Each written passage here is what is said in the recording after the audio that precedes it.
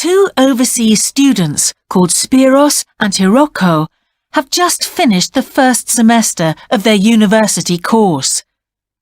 They are discussing with their English language teacher how they coped with the course. First, you have some time to look at questions 21 to 25.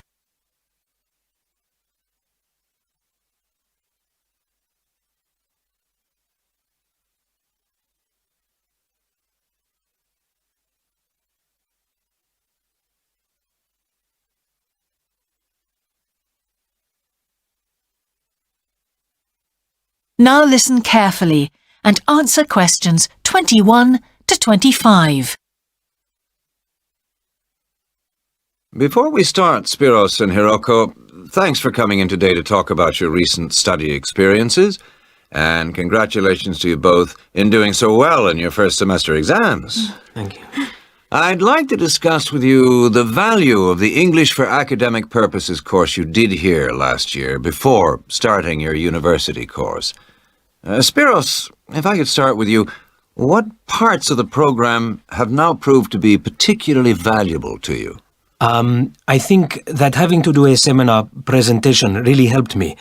For example, a couple of weeks ago in our marketing subject, when it was my turn to give a presentation, I felt quite confident. Of course, I was still nervous, but because I had done one before, I knew what to expect. Also, I know I was well prepared, and I had practiced my timing. In fact, I think that in relation to some of the other people in my group, I did quite a good job, because my overall style was quite professional. What about you, Hiroko? That's interesting. In my group, I was really surprised by the way the students did their presentations. They just read their notes aloud. Can you believe that? They didn't worry about their presentation style or keeping eye contact with their audience. And I remember that these things were really stressed to us in the course here. So, how did you approach your presentation, Hiroko? Well, to speak frankly, I read my notes too. At the time, it was a relief to do it this way, but actually when I had finished, I didn't feel any real sense of satisfaction. I didn't feel positive about the experience at all. That's a pity. You know, although I was pleased with my presentation, I am not so pleased with my actual performance right now in the tutorials. During the whole semester, I've not said anything in our tutorial discussions. Not a word. Really, Spiros?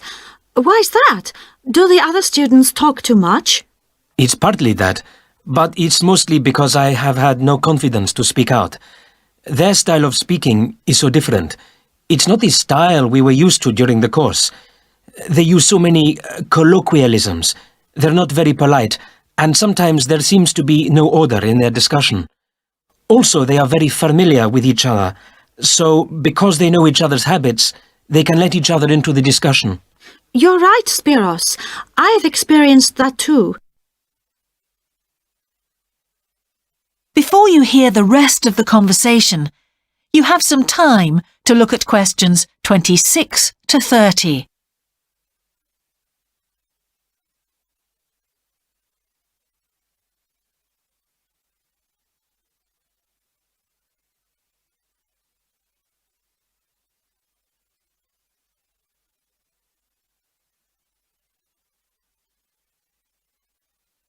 Now listen and answer questions 26 to 30.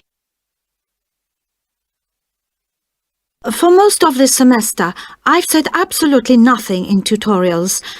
But recently, I've been trying to speak up more, and I just jump in. And I've noticed an interesting thing.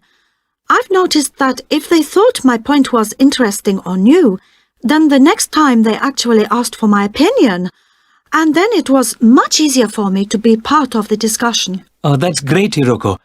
I hope that happens for me next semester. I'll have to work hard to find some interesting points. What helped you to find these ideas? I think that one thing that helped me with this was the reading. I've had to do so much reading this semester just to help me make sense of the lectures. At first, I couldn't understand what the lectures were talking about.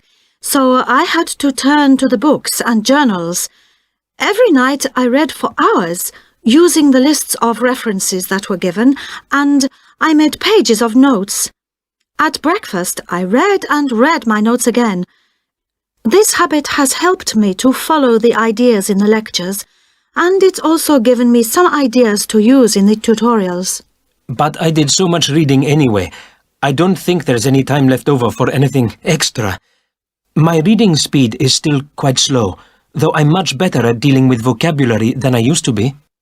What else do you think we could add to the course program to help with this reading problem? There's not really anything because it's my problem. I remember we were given long articles to read. We didn't like that, but now I realize that reading those long articles was good preparation for the things I need to read now.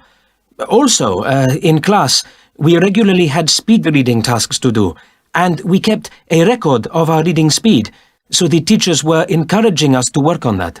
That's true, Spiros, but what we read could have been different.